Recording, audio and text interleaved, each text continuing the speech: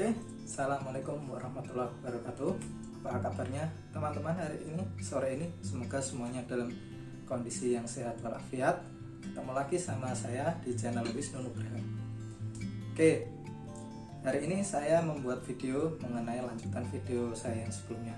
Masih membahas mengenai teknik dasar fotografi menggunakan handphone.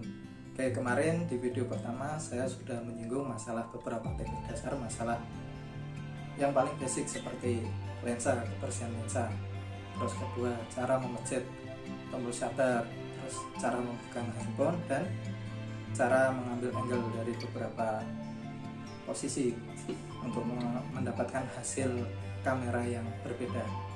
Oke, hari ini saya akan membahas masalah beberapa, satunya menggunakan yaitu grid line. Apa sih itu grid line? Mungkin bagi yang sudah melihat video saya kemarin, melihat adanya garis-garis, ada potongan garis vertikal sama garis horizontal. Apa sih itu fungsinya? Itu sangat membantu saat kita hendak memfoto objek yang sama. Kita vertikal, kita ambil foto gedung, dengan adanya garis vertikal sangat membantu melihat kita sudah lurus atau belum. Begitupun juga saat kita hendak ambil foto jalan rayanya, kita tinggal garis yang horizontal kita sebagai patokan, udah lurus atau belum. Begitupun kalau pas foto objek di laut, itu biar garis horizontalnya bisa kelihatan rata dengan lautnya, itu sangat membantu. Oke, terus itu juga sangat membantu untuk teknik pengambilan yang namanya dead center. Kita posisikan objek pas di tengah-tengah, itu namanya dead center tekniknya. Sama satu lagi, kalau kita menggunakan teknik point of interest atau POI. Jadi perpotongan POI itu perpotongan antara titik garis vertikal dan diagonal, itu ketemu di situlah. Oke, nanti di video selanjutnya akan kita bahas lebih detail masalah teknik itu. Kita masih berbicara soal dasar, cara mengaktifkannya seperti apa, grid line, dan cara menonaktifkannya seperti apa akan saya berikan. Oke teman-teman, seperti yang tadi saya bilang masalah grid line. Oke, ini coba kita ambil objeknya foto gedung nih, gedung di depan. Nah, di sini kan nih bisa dilihat nih kegunaan grid line itu seperti apa. Nah, ini kita bisa lihat nih, dengan adanya grid line ini, oke, kita bisa tahu objek ini udah cukup lurus atau belum. Sangat membantu sekali. Bagaimana cara mengaktifkannya? Gini caranya teman-teman, di pojok kiri ini ada 3 garis, kita pencet thread. Oke, nah di sini nampak dia ada tulisannya show grid lines.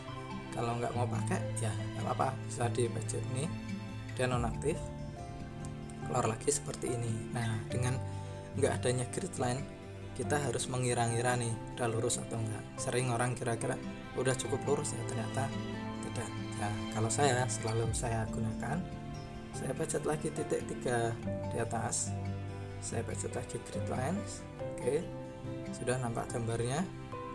Terus pencet tengah ini, ambil fokusnya, kita naikkan jika memang butuh kecerahan lagi, tinggal kita cekrek. Oke, begitu teman-teman mengenai. Oke, sekarang kita bicara ada lagi fitur namanya AI. Apa itu AI? AI adalah Artificial Intelligence. Fungsinya apa? Fungsinya yaitu lensa kamera otomatis dia mendeteksi objek yang kita foto itu seperti apa. Entah itu makanan, entah itu bangunan, pohon. Dia langsung otomatis mengadjust brightness-nya. Dia langsung otomatis memudahkan kita. Jadi kita nggak perlu repot-repot, biasanya dia udah langsung berubah, mengenali, kita langsung jepret, bisa, itu mode auto. Tapi kalau sama kita merasa wah pakai AI ini kalau diaktifin kok ribet ya, kok terlalu ini, dia menentukan sendiri, kita mau main-main sendiri nih kecerahannya, bisa dinonaktifkan.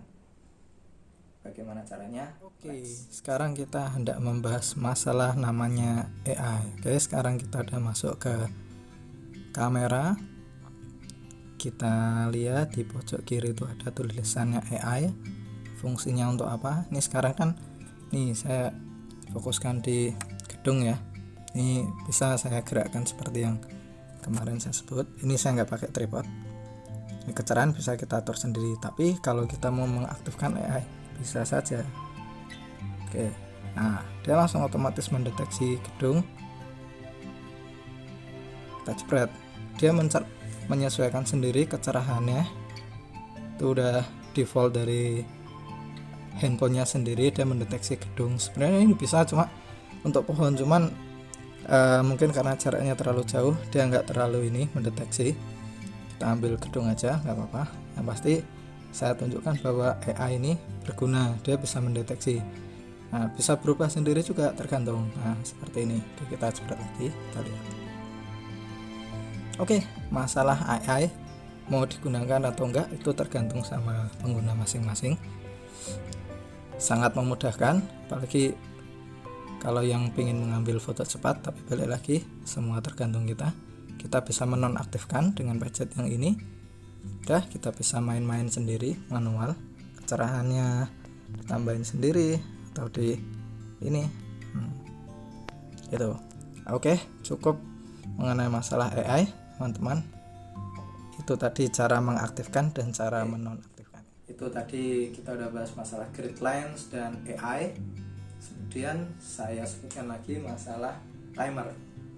Oke, mungkin untuk sekarang orang yang menggunakan timer lebih sedikit, karena orang kalau mau ambil foto selfie di depan kamera udah banyak yang kamera handphone, resolusi kamera depannya udah bagus-bagus, jadi orang cenderungnya langsung ambil selfie, enak. Cuman ada beberapa kondisi yang memang mengharuskan kita mengaktifkan timer supaya pas waktu di budget itu nggak goyang, masih ada jeda waktu baru dia mengambil gambar sempurna. Tapi bisa juga berguna untuk seperti saya nih yang kadang foto sendirian, saya cuma mengandalkan tripod, menggunakan kamera belakang. Saya posisikan dulu kira-kira kamera saya ini fotonya di mana. Seperti yang saya bilang, gunanya grid line itu, entah saya mau ambil di tengah-tengah garis itu, diagonal vertikal itu, atau saya ambil di pinggir atau pinggir kiri atau kanan. Itu saya posisikan dulu handphone saya, tripod saya, itu sudah oke. Saya aktifkan timer paling kecil 3 detik, terus di atasnya 5 detik, terakhir 10 detik. Itu terus buru-buru biasanya saya lari ya. Itu risiko lah sendirian kalau foto pakai kamera belakang.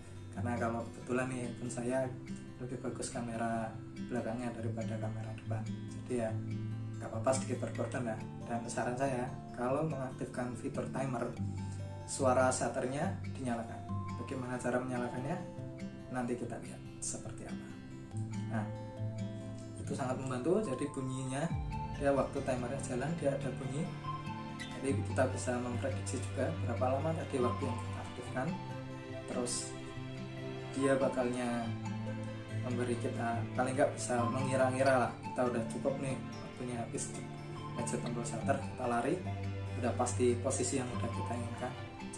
Nah, nanti tinggal kita balik ke handphone, kita review, kalau kurang nggak apa-apa kita ulang lagi ya. Itu balik lagi risiko kalau sendirian ambil foto itu ya mau nggak mau seperti itu. Oke, gimana cara mengaktifkan dan menonaktifkan Let's. Oke teman-teman, sekarang saya akan menjelaskan masalah timer. Seperti yang sudah saya bilang, timer itu sangat berguna saat kita berada posisi sendirian, kita hendak mengambil foto tapi masih punya alat bantu tripod. Di sini saya menggunakan tripod dan ini yang saya akan tunjukkan. Ini timer sama posisinya di pojok kiri atas ini ada garis 3, kita pencet. Nah, di sini ada pilihannya 3 detik, 5 detik, 10 detik. Di sini saya coba set 5 detik ya. Oke, terus tadi saya bilang soal shutter, di sini settingnya kita pastikan. Nah, di sini ada fiturnya ya, shutternya bisa nyala nih, shutter sound. Kalau ini dia agak bunyi, ini saya bunyikan, ini sangat membantu. Kita back lagi.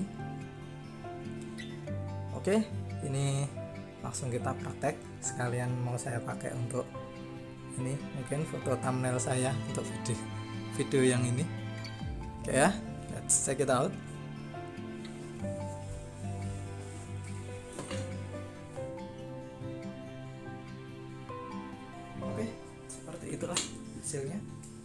Bisa kita lihat bagaimana hasilnya. Nah, oke. Sekarang kita berbicara mengenai palm shutter. Kalau ini mungkin nggak semua handphone ada fitur ini. Palm shutter ini aktif saat kamera digunakan kamera depan. Jadi saat kita aktifkan fiturnya, nanti akan saya tunjukkan di mana tempatnya dan bagaimana. Dia ada gambar telapak tangan begini, tinggal kita pencet OK. Nah, nanti dia udah aktif. Nah, ini berguna nih kalau pas kita semua nih mau selfie rame-rame, nggak ada orang nih yang diminta tolong. Nah, selalu saya andalan tripod. Itu kenapa saya selalu ikut tripod ini, sangat penting ya, karena itu sangat membantu. Dengan palm finger kita posisikan handphone, udah dapat semua view-nya, udah mengcover semua orang yang mau difoto. Nanti kita tinggal lambaikan tangan begini aja, nanti dia terus aktif. Ada timernya jalan 3 detik dia. Nah, jangan lupa dengan shutter soundnya yang berbunyi, shutternya dinyalakan, ada bunyinya, jadi kita tahu berapa detik. Oke, di layar memang ada tulisannya berapa detik, cuma ditambah suara akan sangat membantu. Dan begitu gini, otomatis dia langsung memulai timernya, dan juga sangat praktis menurut saya. Oke, memang balik lagi, mungkin nggak semua handphone punya fitur itu, tapi itu sangat membantu. Bagaimana caranya? Nanti let's teman-teman coba yang tips berikutnya yang tadi saya sebut masalah palm shutter. Oke, bagaimana cara mengaktifkannya? Kita udah masuk di mode kamera, terus kita putar aja. Kameranya ada menggunakan kamera depan. Oke, sama kita pencet yang ini garis 3. Di situ ada lambangnya telapak tangan. Oke, tangan sudah kita pencet. Oke, sekarang saya mau mengaktifkan.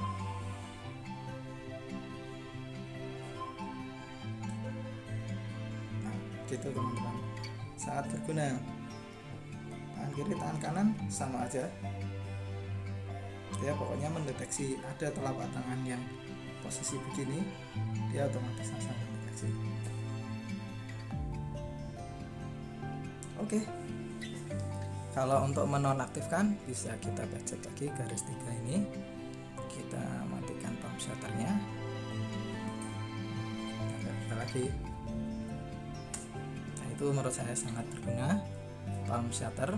Cuma ya seperti yang saya bilang, nggak semua handphone mungkin punya fitur ini, yang mungkin disiasati dengan seperti yang tadi saya bilang, pakai tripod, pakai timer kamera belakang, itu nggak apa-apa. Ini saya cuma jelaskan masalah palm shutter, bagaimana cara mengaktifkan dan bagaimana cara menonaktifkan dan kegunaannya seperti apa sih. Oke teman-teman. Oke, sama satu lagi, ini watermark. Sama mungkin kemarin yang merhatiin di video saya, di screen recorder saya ataupun di hasil kamera saya, melihat ada tulisan di situ Redmi Note 9 Pro, terus bawahnya ada by Wisnu Nugraha. Nah, itulah namanya watermark.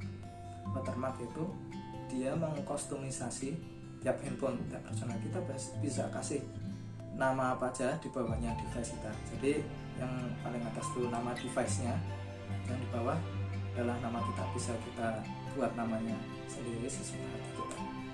Itu kenapa, fungsinya untuk apa sih? Ya kalau menurut saya, jadi yang satu kita bisa ya merasa lebih keren lah, Pak, tampil beda nih, saya punya watermark, bisa memberi nama di hasil jepretan. Juga mungkin membantu identifikasi. Kadang kan sama kita nih foto nih bagus, biar nggak diambil orang, nggak dicomot kan, itu fungsinya watermark. Di situ ada tulisannya, jadi paling nggak bisa mengidentifikasi, oh itu memang hasil kamera kita, menurut saya. Dan itu fitur yang menurut saya lumayan keren. Bagaimana caranya? Teman-teman, saya hendak menjelaskan masalah watermark, device watermark yang tadi sudah saya sebutkan. Bagaimana cara mengaktifkannya? Mari kita masuk menu kamera. Oke, di sini sudah objeknya sudah keset, sama gedung ini yang jadi foto model kita. Oke, kita budget yang garis 3 pojok kiri atas ini. Oke, terus kita masuk ke setting. Oke, di sini ada pilihan paling atas, ini watermark. Nah, di sini saya sudah kustomisasi sendiri. Tapi kalau mau dirubah juga bisa.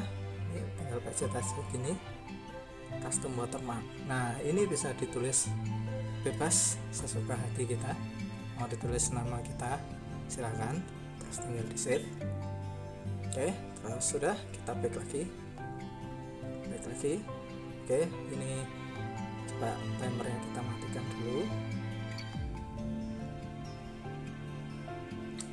Oke, timer sudah mati. Mari kita coba jepret. Kita lihat hasilnya seperti apa. Oke, sekian yang bisa saya sampaikan untuk video kali ini mengenai masalah teknik-teknik fotografi menggunakan handphone. Masih banyak teknik lagi yang bisa dibahas yang akan saya sampaikan di video saya berikutnya.